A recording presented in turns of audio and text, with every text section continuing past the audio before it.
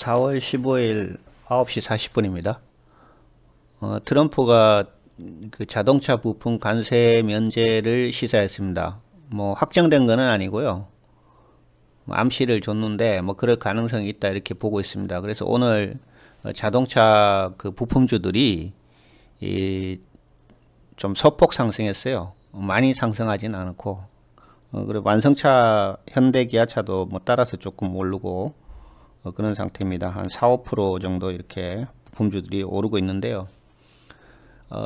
그러면 우리가 이제 먼저 국내 자동차 부품 회사 대표적인 회사들 그럼 주가들이 그동안 상당히 많이 내렸는데 이제 그러면 매수를 해도 되는지 그거에 대한 어떤 기술적 분석하고 이 이제 자동차 부품에 대한 서플라이 체인 그거하고 한번 살펴보도록 그렇게 하겠습니다. 왜 트럼프가 이런 생각을 했냐면은 지금 한번 보시면요. 미국에도 자동차 부품사들이 많이 있습니다. 뭐 리어 코퍼레이션, 뭐 액티브 이런 회사들 쭉 있어서 미국 자체에서 그 공급망이 다 갖춰져 있어요. 그래서 큰 문제는 없다 이렇게 볼 수가 있습니다. 미국에도 뭐 큰 자동차 회사들이 많이 있잖아요. 뭐 GM이나 포드 등 이렇게 있기 때문에 자기네 나름대로 부품 회사들이 거기서 공급을 하고 있습니다.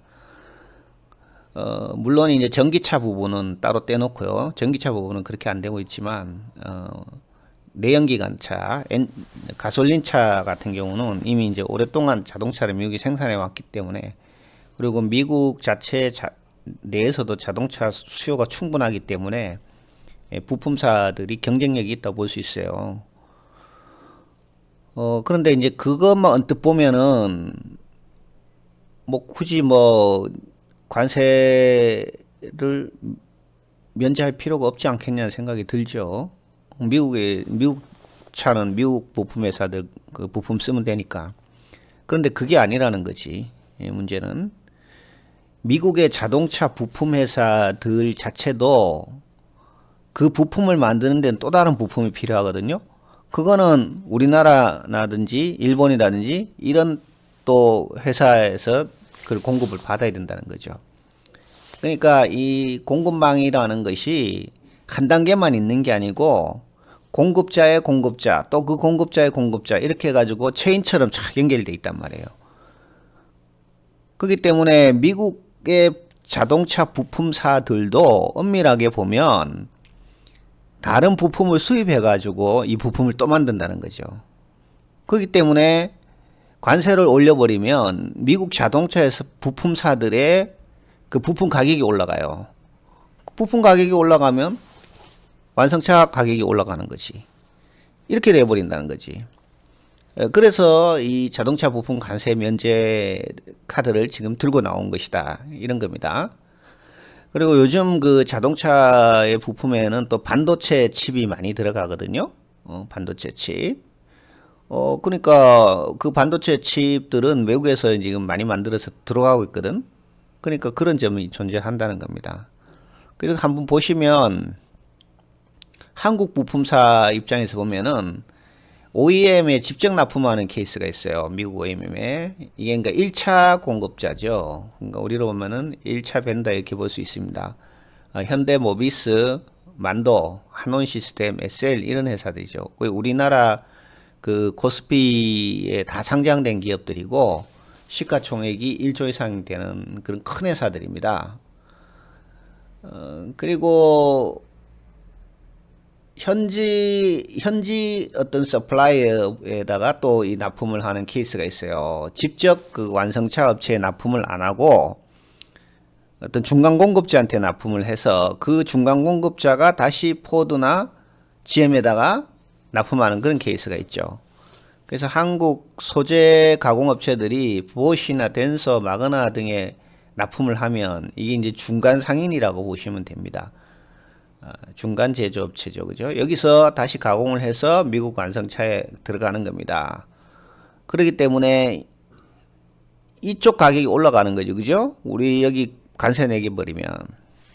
그래서 한국 소재 또 가공업체들로서 만도, 뭐 SL, 한온 시스템, 세종공업, 덕양산업 이런 등등이 있어요.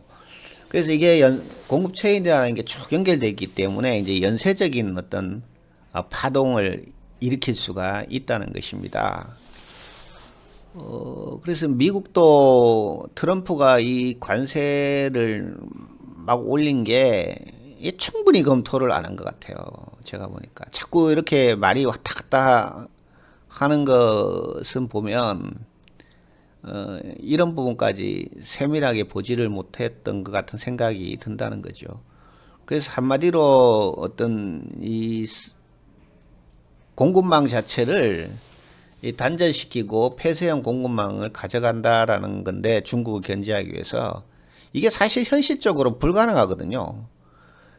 지금 어떤 한 나라에서 모든 제품을 다 만들 수가 없는 구조로 돼버렸어요. 이미 세계화가 되고 각 부품이 모여가지고 완제품이 만드는 이런 프로세스 지금으로 흘러가기 때문에 어느 하나의 단절은 상당한 어떤 연쇄적인 파동을 일으킬 가능성이 있다는 겁니다.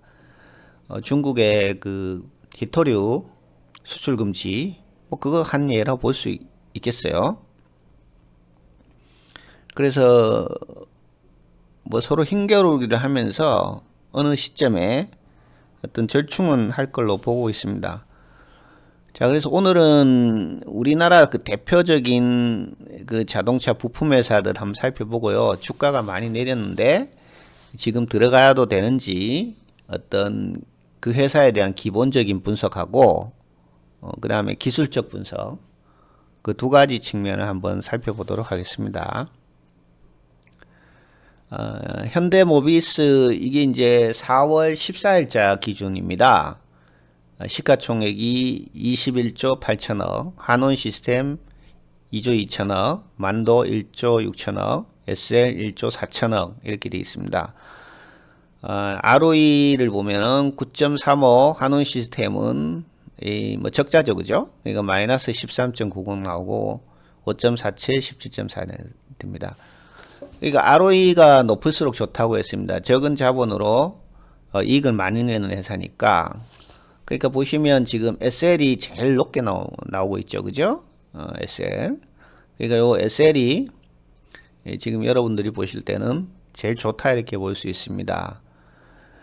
좋아도 이제 주가가 너무 높으면 안 되잖아요. 그러면 순이익 대비 이익이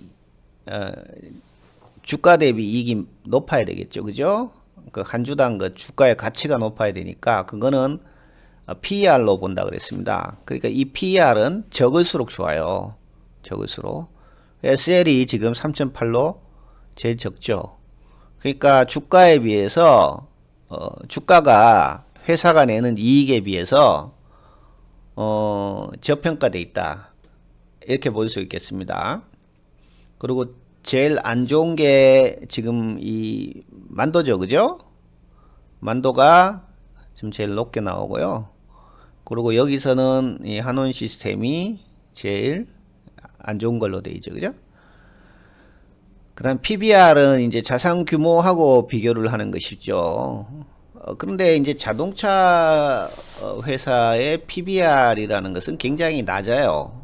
그러니까 일반 어떤 서비스하고 그렇게 비교를 하면 안 됩니다. 왜냐하면 그 설비 같은 게 이제 굉장히 비싸고 그게 많이 있거든요. 그렇다고 뭐 회사가 망할 때 그 설비를 원래 가격대로 팔 수 있느냐? 그렇지는 않잖아요. 그러니까 PBR이 낮을 수밖에 없어요. 그리고 그 회사의 그 자산이라는 것 자체가 나중에 자산 평가를 하거든요. 그러니까 그것은 뭐 중고품이라도 뭐 이게 비싸게 평가를 해버리면 PBR이 뚝 떨어져 버리는 거지. 그래서 이 PBR이 낮을수록 이제 그 저평가됐다고 하잖아요. 그러니까 자산 대비 주가를 보는 건데 이 큰 의미는 없어요. 제조회사 같은 경우에 큰 의미가 없어요. 요즘 그래서 PBR은 뭐 주가를 어떤 주가 동력에 크게 기여를 못한다는 거지. 그러니까 PBR이 낮았다고 저평가됐으니까 이 주식을 사야 되겠다는 거고, 그렇게 하면은 그 절대로 돈 못 벌어요. PBR 낮아가지고 주가도 바닥인 게 엄청 많거든요, 지금. 그 과거 개념하고 다르죠. 주식이라는 거는 어떤 미래의 어떤 수익을 많이 낼 수 있는 회사에다 투자를 하는 것이지, 자산이 저평가됐다고 투자를 할 수는 없고, 그 자산의 평가라는 것도 상당히 어떤 회계적인 조작이 많이 따라갈 수가 있다는 거죠. 예를 들어서 뭐 어떤 기계가 있으면 내가 100만 원어치 샀는데 100만 원에 샀는데 뭐 감가상각을 어떻게 하느냐에 따라 가지고 이게 현재 가치가 50만 원이 될 수도 있고 60만 원이 될 수도 있고 그렇다는 얘기지. 그렇다고 그 기계를 60만 원이라 한다고 치더라도 팔 수 있느냐 하면 못 팔죠. 자동차 회사가 문 닫기 전에는 못 파는 거지. 그러니까 큰 의미가 없다라는 거죠. 그래도 이제 평가를 굳이 한다면 PBR이 이제 낮을수록 좋으니까 이 SL이 요렇게 제일 지금 낮죠, 그죠? 그리고 제일 높은 게 이 한온 시스템이 되겠습니다. 연간 수익률은 올 1년간 이 주가가 이 주식을 산 사람이 얼마만큼 수익을 냈느냐는 거죠. 1년 전에 주식을 산 사람이 현재 수익률이 얼마냐 하는 거죠. 한온 시스템이 제일 낮죠. 보시면. 그러니까 이건 지금 이제 적자를 보니까 이렇게 되는 겁니다. 그래서 우리가 차트만 봐서는 안 되고, 요거에 이제 어떤 회사에 대한 기본적인 분석이거든요. 요걸 볼 때, 결국은 수익을 못 내는 회사가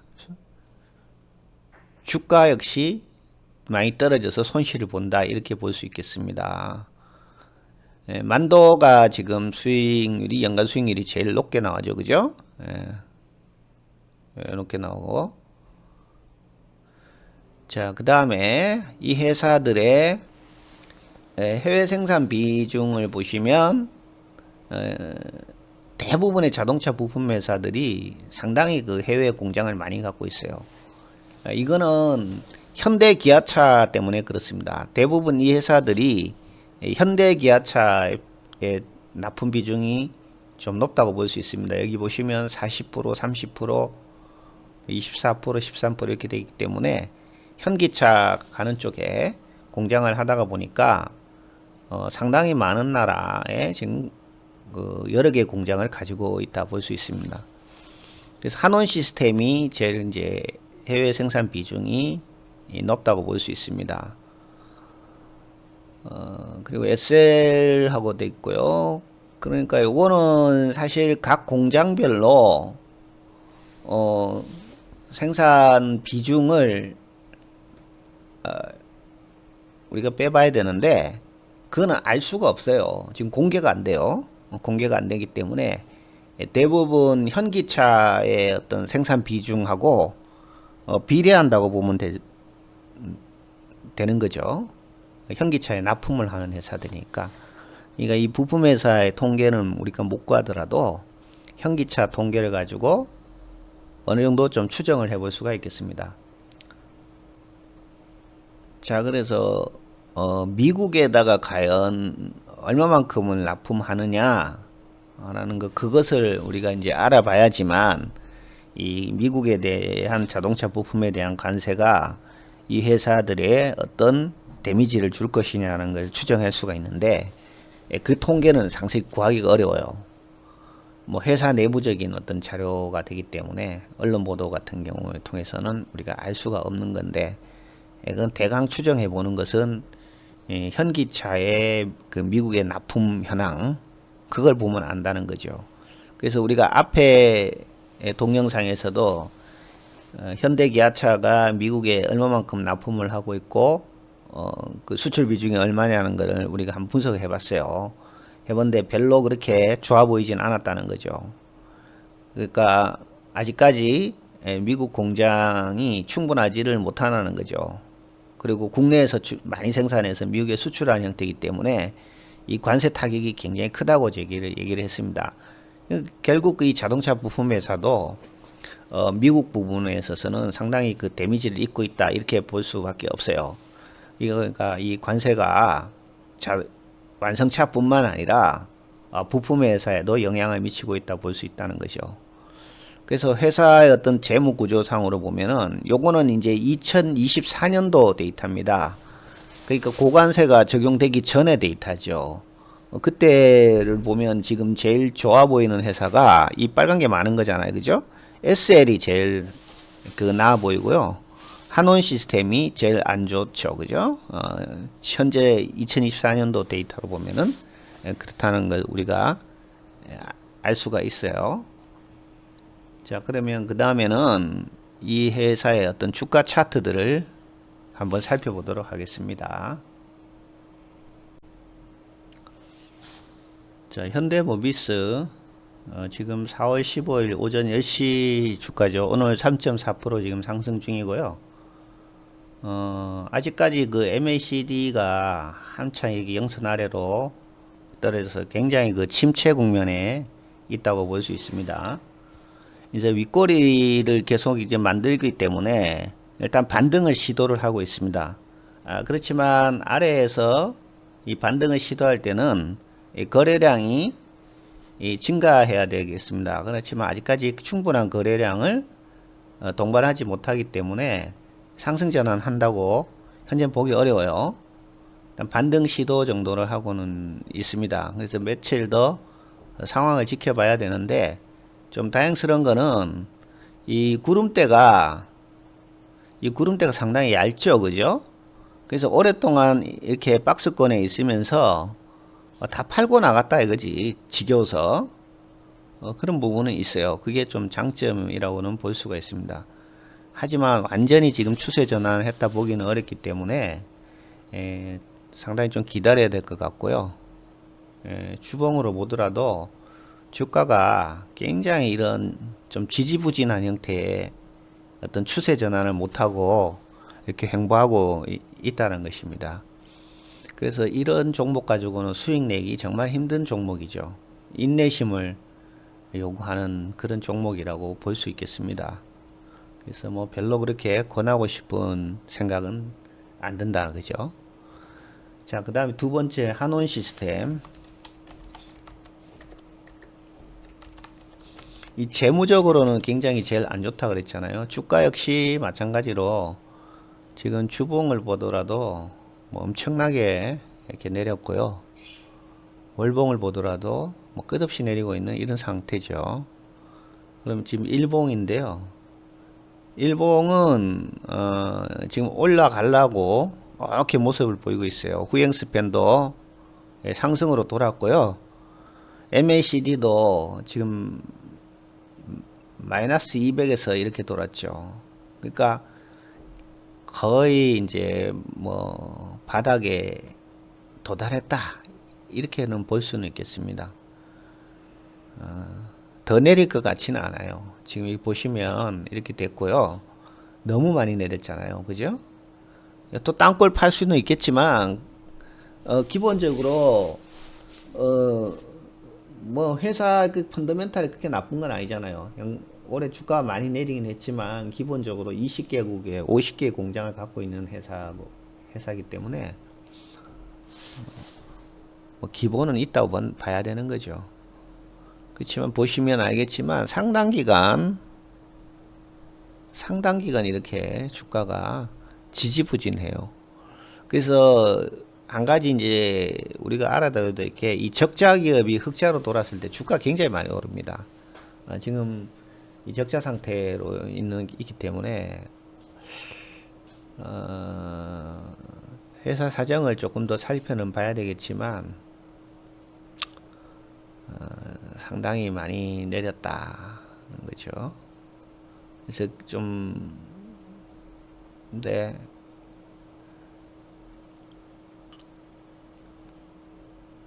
바닥은 바닥인 것 같네요. 여기서 더 내릴 것 같아요. 제가 볼 때 그럴 것 같지는 않는데요. 언제 이게 올라갈지는 모르겠지만 내릴 만큼은 내렸다. 그러니까 뭐 회사가 망하기 전까지는 두고 가면 언젠간 여기까지는 가겠죠. 그러니까 한 50% 정도 보면은 한 5천원까지 그죠? 5천원까지 보면 50% 정도 수익을 바라보고 길게 좀 볼 수는 있겠어요. 그리고 뭐 2조 시가총액이 2조 정도밖에 안 되기 때문에 막 그렇게 큰 대형주는 아니거든요. 오르면 또 한꺼번에 또 많이 오를 수는 있어요. 자, 세 번째 HL 만도요.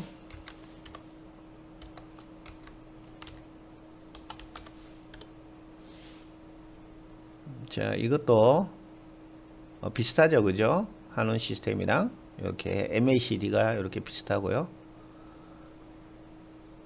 이것도 역시 후행 스팬이 이렇게 돌아서 올라가고요. 외국인 비중이 좀 상당히 높은 주식으로 볼 수가 있겠습니다.